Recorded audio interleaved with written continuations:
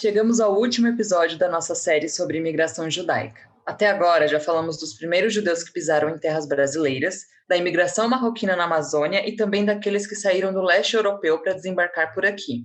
Foram verdadeiras aulas de história, que nos ajudam a entender um pouco mais sobre a formação da comunidade judaica aqui no Brasil. E para não deixar mais dúvidas sobre a pluralidade do povo judeu, no episódio de hoje falaremos sobre a imigração egípcia, os judeus sefaradim ou sefaraditas. Vamos entender juntos os motivos que levaram essa comunidade a deixar a vida no Egito e também como vieram parar justo no Brasil. Como era a vida judaica naquela região? Eu sou Anita Efraim, jornalista e fanática por futebol. E esse é o Eu Com Isso, podcast do Instituto Brasil-Israel. E eu sou Amanda Hatzira, pesquisadora de temas ligados à cultura judaica e sociedade israelense. E para ajudar a gente a entender um pouco mais essa mistura do Brasil com o Egito, convidamos a Joelle Ruchu, que é jornalista e doutora em comunicação e cultura pela ECA USP e autora da tese que virou livro com o título Noites de Verão com Cheiro de Jasmim, Memórias de Judeus do Egito, no Rio de Janeiro. Muito bem-vinda, obrigada por aceitar nosso convite, a gente está muito deu certo esse encontro e vai ser muito bacana essa conversa, assim, porque eu particularmente me interesso bastante pela imigração egípcia aqui no Brasil. Bem-vinda.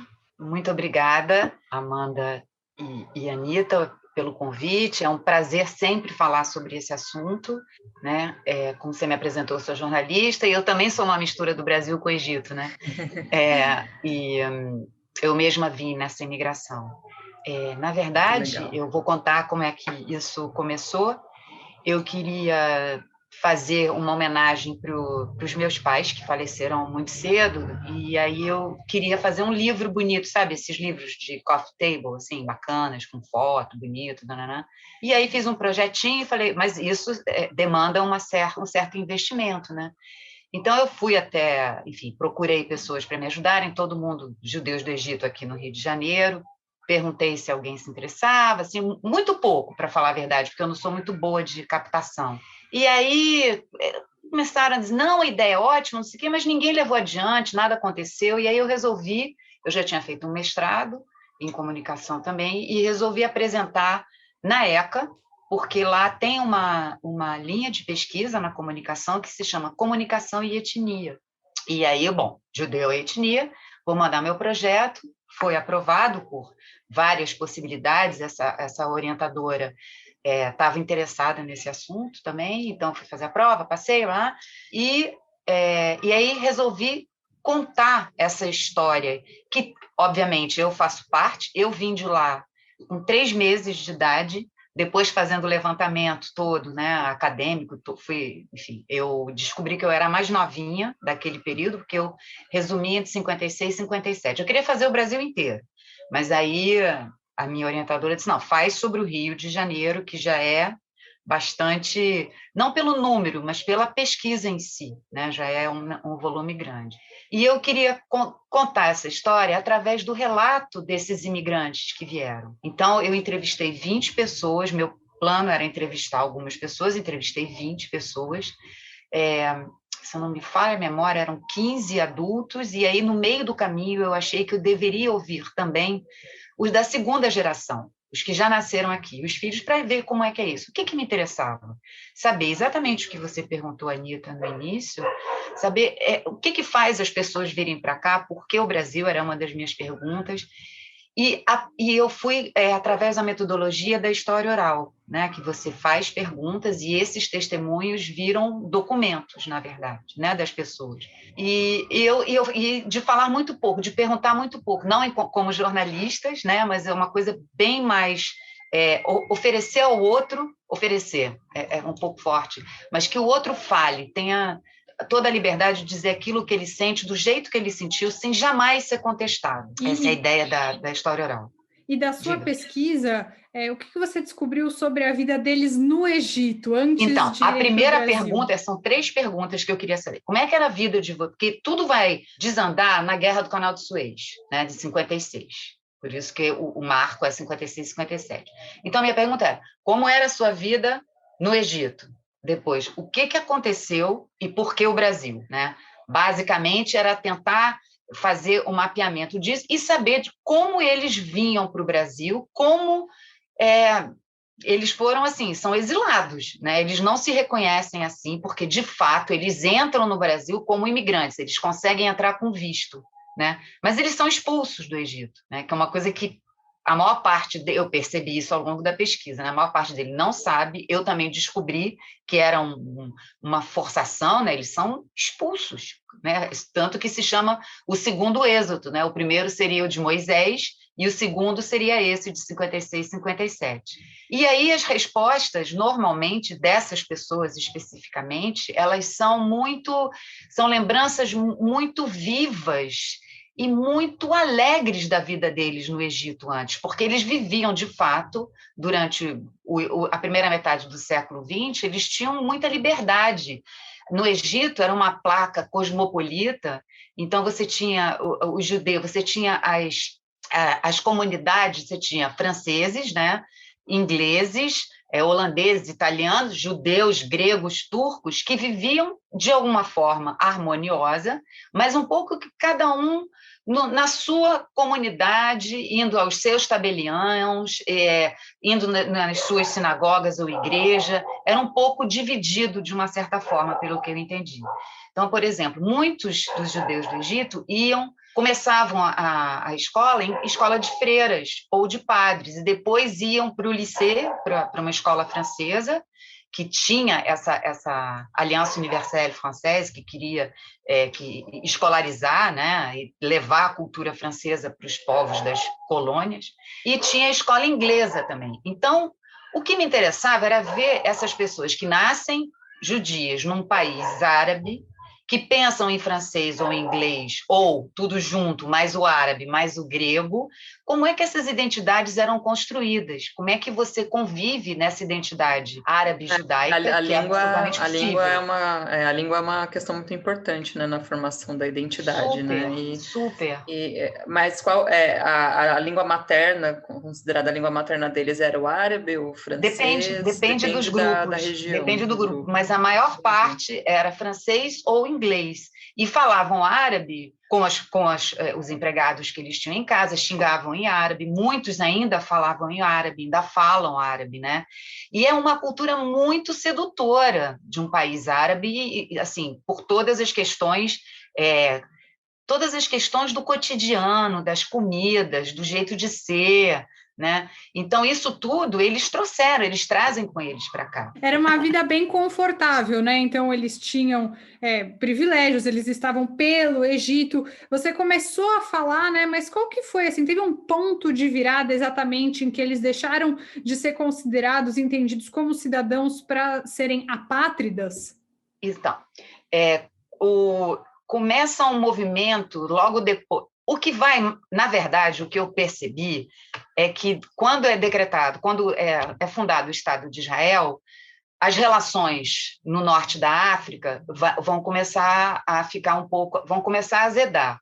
Então, até o final da guerra, a convivência era bem pacífica. Aos poucos, vão ter movimentos de jovens sionistas em terras árabes, brigando pela possibilidade de ter o Estado de Israel. Então, isso vai começar a mexer. O presidente do Egito, que é o Gamal Abdel Nasser, quando ele resolve tomar para si um pan-arabismo, transformar esse norte da África todo árabe, né? E expulsar... A Liga Árabe, né, foi criada em 45, né, logo Exato. pouco antes da partilha.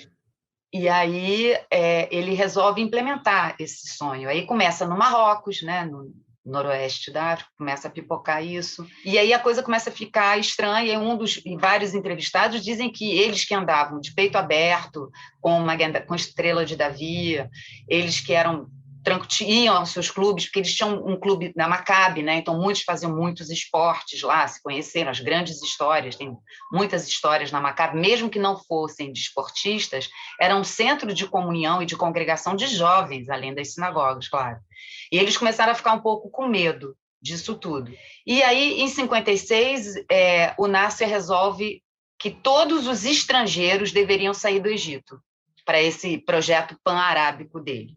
E com isso, só que ele colocou os judeus também. E muitos judeus tinham a nacionalidade egípcia, tinham passaporte egípcio. E para que essas pessoas pudessem sair, elas tiveram que assinar um documento dizendo que já não queriam mais, que renunciavam à cidadania egípcia. Essa é a pergunta que você tinha me feito, né, Anita? Então, são pessoas que, nesse momento, se tornam apátridas. Eles não podem, eles saem como apátridas, todos eles saem, todos esses, né, que renunciam, saem com um documento só de ida, né, um laissez-passer, que eles vão para algum lugar. Quando começa esse movimento de ter que sair, né, porque são franceses, são italianos, gregos, turcos, judeus, né, você nem coloca quem... Os franceses judeus não entram nessa categoria. Existia a categoria judeu que podem tirar menos dinheiro do que os demais grupos estrangeiros. Se fossem franceses, ingleses, digamos, podiam tirar 100. Se eram judeus, 20. E aí era uma coisa forte. Diga, você quer perguntar? Então dá para falar que foi mais um movimento anti-europeu mais do que um movimento anti-judeus, assim. Eu acho que semita é complicado porque eles também são semitas, mas mas é mais ou menos, né? Porque a partir do momento que você segrega, você diz, vocês que são italianos, católicos, protestantes, ingleses, né? Podem levar 100, vocês judeus 20. Sim. Né? Então, mistura tudo dentro dessa coisa. E aí começa um movimento de muitos procurarem lugar para ir. Então, tem uma coisa que é bem legal, que por que o Brasil, né? Era a sua pergunta, que eu também sempre quis me fazer. Eu sabia qual era a relação dentro da minha família, mas eu não sabia que tinha uma coisa muito maior, muito mais interessante, que foi o seguinte: quando começa esse movimento, o Marrocos também começa a ter problemas, e o Horácio Laffer, que era o ministro das Relações Exteriores do Juscelino Kubitschek, aqui no Brasil, nos anos 50, ele pede a Juscelino alguns vistos de entrada, uma facilitação para esses judeus marroquinos que estavam em perigo no Marrocos. E Juscelino permite que isso aconteça, libera algumas entradas, uns vistos, mas os judeus marroquinos acabaram indo mais para a França, porque eles tinham uma ligação, muitos eram franceses e conseguem ir para a França. Quando a crise chega no Egito, de novo, volta esse movimento, diz, olha só, aquelas sobras, estou brincando, claro, o que sobrou dos vistos, vamos transferir para os judeus do Egito, e assim foi feito. Então, o Brasil abre as portas, claro que tem todo um trabalho burocrático, você teria que ter alguém aqui que fizesse uma carta de chamada, que era uma forma de você apresentar essa pessoa e se responsabilizar por essas famílias. Tinha que ter uma e ligação, assim a pessoa, né, com alguém no Brasil. Tem que ter uma ligação, tem que ter uma pessoa meio que se responsabiliza por esse imigrante, né? E assim muitos fazem isso. E na minha pesquisa, óbvio, né, além de ter levantado todas as listas de passageiros dos navios que fizeram o trajeto Alexandria, Gênova, Rio, depois seguiam para São Paulo, Buenos Aires e tal, eu levantei essas cartas de chamada, estão todas no Itamaraty, aqui no arquivo do Itamaraty, no Rio de Janeiro. Então, você vê todos os documentos, quem chamou uma família, quem chamou outra, está tudo ali, muito bem documentado. Essas pessoas vêm para o Brasil, um pouco aleatoriamente. Tem um senhor que eu falei assim, mas por que o Brasil? Ele falou assim, eu estava lendo um livro do Stefan Zweig, Brasil, o país do futuro. O país do futuro. Vou para lá, lá que vai ser. Coitados, e eles estão iludidos, né? Pois é. Mas esse movimento aconteceu em etapas, foi uma leva grande que veio, houve mais de um momento, foi Eu acho que começa em 56 e vai se alongando. O grosso deles vem em 56, 57, que é o meu tempo. Depois teve gente que ficou por lá e veio um pouco depois, ou foi muitos, não é muita gente, essa turma que veio para cá, gira em torno de 280, 300 pessoas, não é muita gente, mas é uma imigração peculiar, porque são pessoas de classe média, muitos com profissão, professoras, comerciantes, banqueiros, bancários, industriários, né? Muitos comerciantes que vêm. É uma comunidade um pouco fechada também, não? Você tem essa impressão? Que a gente meio que sabe quem é o judeu egípcio, eu tenho um pouco essa impressão, não sei. É mesmo? Não, eu não tenho. Então, assim, a gente veio para o Brasil, eu estudei numa escola francesa, eu estudei no Lycée, numa escola francesa, né? Mas tinha uma sinagoga dos egípcios, né? Que era no CIB. Então, a gente ia, meu pai, a vida inteira, frequentou o Centro Israelita Brasileiro, que era em Copacabana. E eles vêm para o Rio de Janeiro, eles vêm e são muito bem recebidos pela comunidade judaica no Rio de Janeiro, e a RIAS, que é uma instituição que acolhe, que ajuda nessas transferências traumáticas, né? Porque, claro que é um trauma, né? A gente está falando de trauma. As pessoas, quando contam suas memórias, é uma memória que, apesar de, ok, o Brasil é bacana, o Egito era legal, são traumas. Você, de um dia para o outro, deixa de ser o que você era. E você vai para um outro país onde você vai ter que se reconstruir, não só fisicamente, não só profissionalmente, mas psicologicamente. Aí você não perde, como você tinha falado, muitos não perdem o sotaque. Sim. É muito, porque é uma questão de resistência interna também, né? Tem uns trabalhos que apontam isso. E eu ia perguntar, eu ia na casa eu não conhecia todos, eu conheci outras pessoas, e eu perguntava em português, claro. Muitos me responderam em francês, muitos deles se sentiam melhor falando sobre o Egito em francês. Né? E eles vão se adequar à vida no Rio de Janeiro, assim, lindamente. Logo eles pegam um empréstimo, porque eles vieram assim, sem muito dinheiro, né? Porque não podiam, enfim, devem ter feito algumas coisas para conseguir algumas, nem tudo. E eles pegam dinheiro emprestado com a RIAS, com essas comunidades, e eu entrevistei o advogado da RIAS aqui no Brasil, o José Eskenazi, que me disse que o que ele ficou impressionado é que todos devolveram, menos de um ano e pouco depois. Assim, tinha essa coisa de agradecimento, até porque esse dinheiro reverte para outros imigrantes. E eles vão se instalando no Rio de Janeiro. Eles não têm um bairro específico. Não sei se é uma comunidade fechada, sabe, Anita? Eu não vejo muito assim. Eles jogavam cartas lá no CIB, se encontravam, jogavam tric-trac, mas eles se misturaram bastante, sabe? E na sua avaliação... Eram poucos, iam para a praia, jogar, enfim, tinha essa coisa do mar, né, aqui. E na sua visão dessas experiências todas que você colheu ao longo da sua pesquisa, qual que você acha que foi a parte mais difícil para eles nessa adaptação à realidade brasileira? Era a língua, as diferenças culturais? O que teve de mais complexo? Eu acho que era um pouco de tudo, sabe? É muito difícil você ser obrigado a largar tudo, né? Assim, não é porque... Uma imigração é sempre traumática. Não pensemos que não vou tentar a vida em Portugal. Não é fácil você abandonar o seu país, mas sendo voluntário é uma outra postura, né, em relação a essa imigração. Agora, eles não, tiveram que largar tudo e conhecer uma nova língua para os mais velhos, que nem sempre conseguiam procurar emprego, que também não era fácil, se adaptar às novas leis. Teve um que me contou, é muito engraçado, estou contando engraçado, mas imagina o que ele sofreu.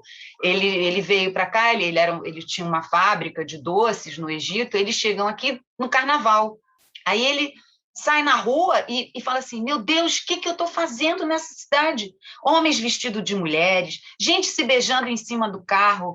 A gente ri, acha engraçado, mas você imagina o choque cultural, o que é um carnaval para uma pessoa, né, que vem do Egito, uma coisa muito mais conservadora, né? Outro pai de uma moça até que me deu entrevista, ela fala que eles foram instalados no Flamengo, e quando eles chegaram, coitados, era a hora da feira acabar, quando eles foram entrar nesse apartamento. Então, eles chegaram na rua, aquela confusão de lixo na rua. Vocês não imaginam o que era o lixo em 1957, porque não tinha essa preocupação que a gente tem hoje, não tinha limpeza. Era alface, tangerina para todo lado, né?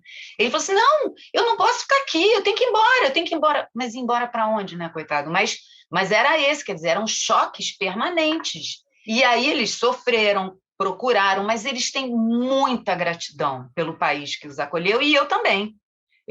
Quando eu fui visitar em Diamantina, a casa do JK, eu fiquei muito emocionada, porque era graças a ele, para o bem e para o mal, mas para a minha sobrevivência, eu estava num país que, até pouco tempo, era muito legal de se viver. Então, tem um pouco essa coisa da gratidão deles. Só teve um que lamentava muito ter que ter deixado o Egito, não se adaptou à vida no Brasil, ele vivia em depressão. Eu conheço outras pessoas que não no Brasil, mas que estavam na França, e que ela nunca mais, ela se mudou para a França, para o sul da França, o marido e o filho, ela nunca mais andou de carro na vida dela. O medo que ela tinha de ter que sair, entendeu? As distâncias para ela tinham que ser walking distance, tinha que andar, porque senão ela não conseguia. Depois, coitadinha, mais velha, ela perdeu um pouco a noção, e aí era possível levá-la para a França. Mas avião, imagina, nem pensar, ônibus e carro ela também não pegava. Quer dizer, é um trauma que eles vão tentar, né, dar a volta por cima, mas é claro que é uma relação traumática e complexa, né? Uhum. E é só aproveitando o gancho do que você está falando, essas pessoas, existia esse trauma, né, claro, mas em algum momento esses imigrantes manifestaram o desejo de retornar ao Egito, ou houve com ressentimento mesmo, né, depois de um tempo aqui estabelecidos. Pois é, esse senhor, ele nunca quis voltar. Conheço outras pessoas que, quando se abriram as portas, né, se foi possível voltar ao Egito, o meu pai me levou para conhecer o lugar onde eu nasci, ele viu o hospital onde eu nasci, né, porque é muito esquisito, né? Eu mesma fiquei apátrida até os 21 anos. Porque, enfim, fiquei apátrida. E aí eu fui conhecer, fui ver, ele me apresentou para lá. Mas muita gente, a primeira vez, ele tinha ido um ano antes, e ele passou muito mal, ele não conseguiu sair do quarto do hotel na primeira vez. Aí no ano seguinte ele me levou, quer dizer, é complicado, não é? Cada um vai reagir de uma forma. E tem gente que não quis voltar para não tirar essa imagem do Egito. Eu queria acrescentar só uma coisa, quando eu fui para as entrevistas, eu tinha certeza absoluta que todos, desde o primeiro, iam me apresentar as fotos deles jovens, deles na Maccabi, eles em casa, os objetos. Nenhum dos 20, ninguém me mostrou nada. Não apontou para um objeto, não me mostrou uma foto, sabe? Nada. Eu interpreto isso como uma vontade de manter um pequeno segredo de uma memória que só eles têm acesso, sabe? Eu interpretei dessa forma, mas pode ter outros motivos. Mas, assim, era muito gritante eles não mostrarem fotos. Muito. Né? Você vai mostrar as fotos, olha aqui meu pai, essa aqui era a minha família, essa foi para a França, esse aqui morreu, essa aqui é a minha sobrinha.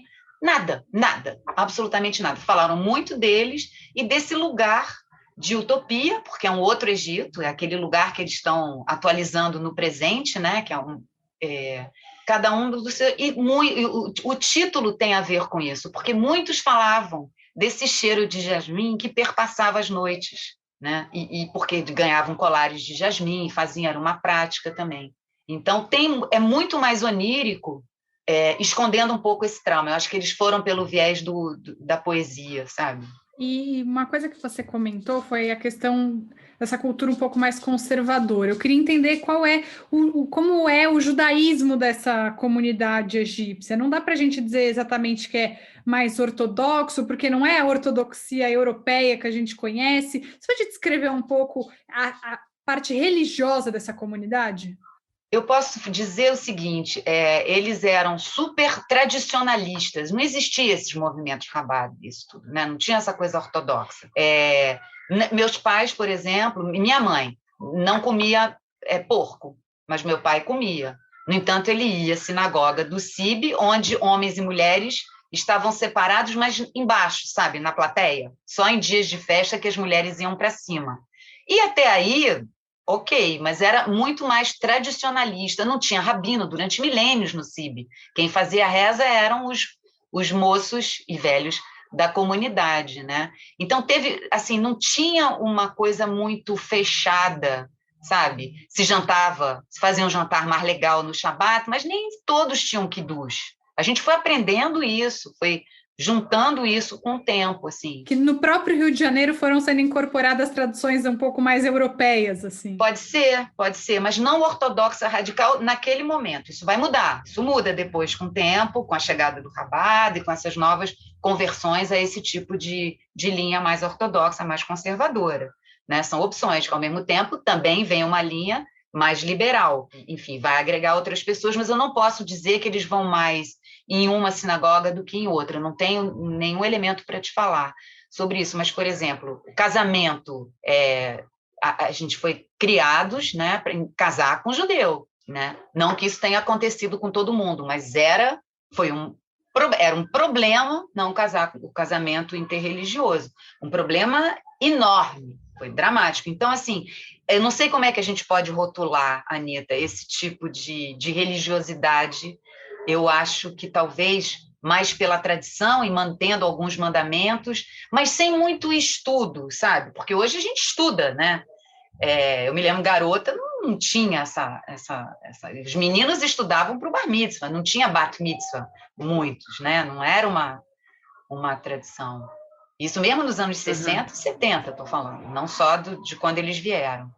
E só para entender um pouco mais sobre quem eram esses imigrantes, né, essa primeira leva de imigrantes que chegou aqui no Brasil, quais eram as características deles? Vinham famílias inteiras, mulheres com filhos sozinhas, jovens, adultos, ou era tudo misturado mesmo? Eram famílias, né? Eram famílias, mas famílias esfaceladas, fragmentadas, porque nem todo mundo conseguia vir. Então, você tinha famílias que vinha o pai, a mãe, 2 crianças, às vezes os avós maternos, toda a família materna. Mas a família do marido, né, por exemplo, ia para outros lugares, foi para os Estados Unidos, foi para a França. Então, elas se esfacelaram. E você tem muito isso, né? Você tem muito assim, um irmão em Nova York, outro em Nice, outro em Paris, outro em Israel, e por assim vai. E aí as famílias foram se perdendo. Eu só tinha uma tia, por exemplo, que veio para cá, a família materna veio, o meu avô, minha avó, minha tia, minha mãe, meu pai veio e eu. Então, toda a família do meu pai, ela se espalhou pelo mundo. Então, ao longo dos anos todos, a gente não teve tios, só tinha uma tia, não tinha primos, porque ela era jovem ainda.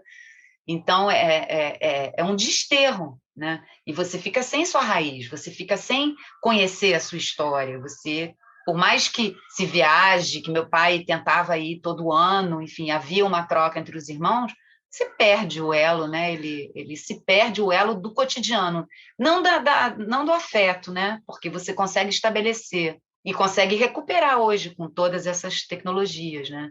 Mas é muito triste, assim, você está falando isso agora, eu fiquei um pouco triste, porque era uma coisa que me pegava muito eu queria ter primo, aí eu inventei, né?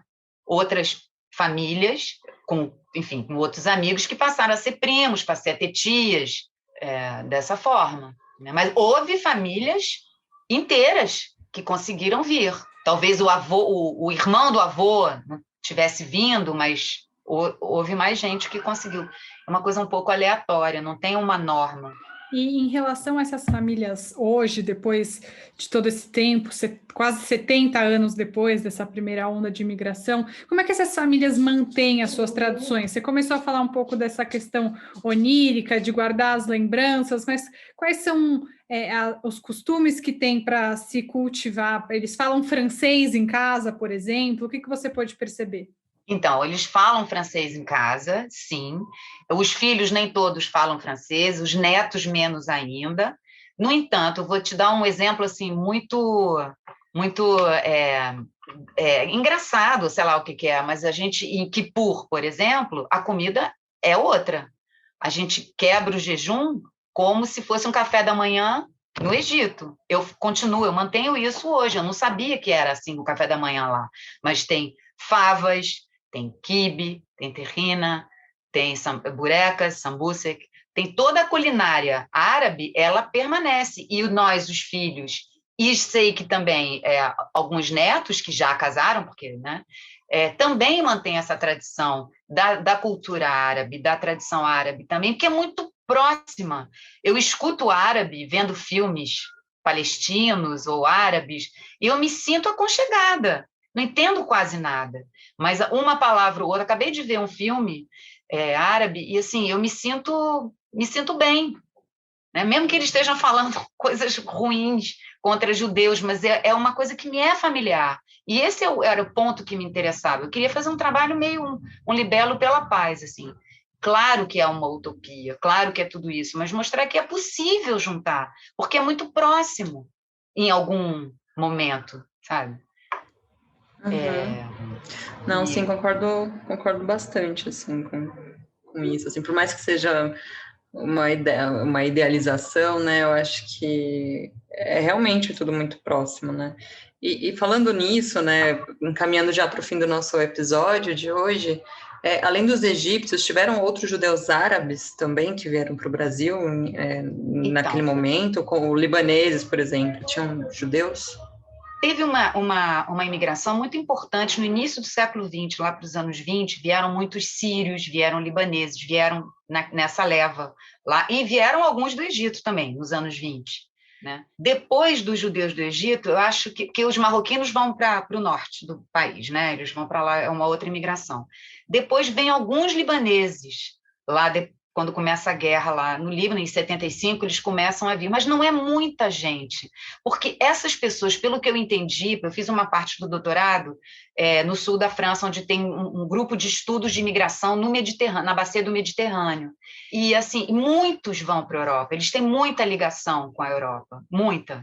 Então, eles vão para esses países, porque é uma aventura você atravessar e vir para cá. Então, esses libaneses que vieram, eu não estudei isso, eu posso dizer assim, porque eu conheço alguns, eles vêm mais porque já têm família, tem uma referência também, eles vêm meio que recomendados. Mas você vê, essa imigração, egípcia, ela tem uma importância para a cidade, tem uma importância para a tradição, mas ela é pequena, né? Por isso que não tem uma coisa muito coesa, as pessoas sabem, mas muita gente eu nunca ouvi falar, não sabia que eram judeus do Egito, por exemplo.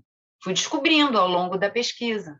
Legal, gente. Então, lembrando para quem está ouvindo esse episódio, se ainda não ouviu os outros, esse é o quarto e último episódio da nossa série sobre imigração judaica para o Brasil. A gente falou sobre os marroquinos que foram para a região norte, a gente falou dos primeiros judeus a chegarem ao Brasil, em Pernambuco, falamos também da imigração do leste europeu para o Brasil, e hoje a gente conversou com a Joelle Rouchou, que é jornalista e doutora em comunicação e cultura pela ECA USP, a autora da tese que virou um livro, Noites de Verão com Cheiro de Jasmim, Memórias de Judeus do Egito no Rio de Janeiro, e que mais do que uma autora é uma dessas judias, né, que saiu do Egito para ir para o Brasil e reconstituiu tantas dessas memórias. Achei que foi bem legal, assim, a gente conseguiu variar bastante nessa série entre a vivência, a parte mais acadêmica, então foi muito legal ouvir você também, Joelle, muito obrigada por participar e dividir a sua história e a sua pesquisa com a gente.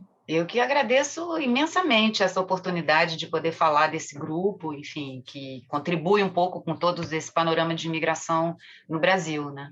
Muito obrigada. Foi muito legal mesmo a conversa, e como a Anita falou, conseguiu juntar esses dois universos, né, da pessoalidade, da sua história, com esse olhar também mais acadêmico. Foi muito bacana e acho que quem está ouvindo a gente também aprendeu bastante. Muito obrigada, Joelle. Seja sempre bem-vinda. Muito obrigada. Só para deixar uma mensagem final, acho que a gente repete muito isso no podcast, como o judeu não é um ser único, como não tem um judeu. Então, tem judeu árabe, tem judeu de origem europeia, tem judeu que saiu do Brasil para ir construir Nova York. Então, tem de tudo. O judeu não dá para entrar num estereótipo, porque tem literalmente todo tipo de pessoa dentro de uma religião, né? Isso é muito bom, né? Essa diversidade é um ponto para todos. É muito bom. A gente tem que aceitar, né, todos esses judeus dentro e fora da nossa comunidade.